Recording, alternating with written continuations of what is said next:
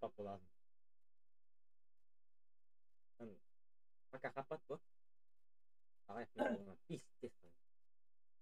Duit itu duit itu dengan bu bitret hep bir hatırlar. Ne kadar ki? Gigi.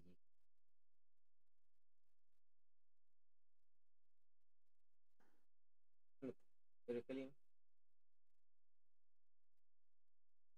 Ben günü yemek.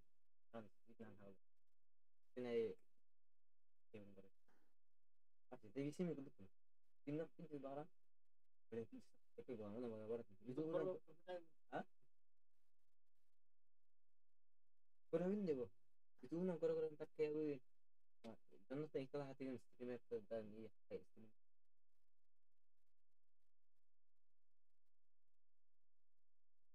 Dan aku ini para untuk membawa sama.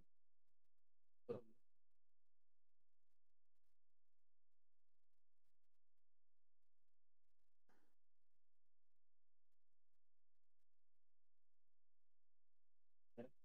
Betul. Gua ada postam atas ini. Kayak kan. Dan ini.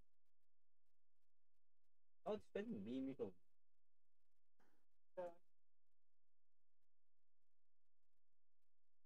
Kalau tahu nih,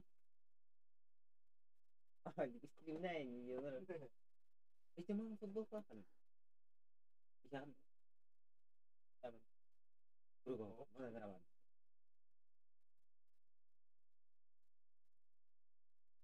Iya. Iya. Iya. Eh, eh.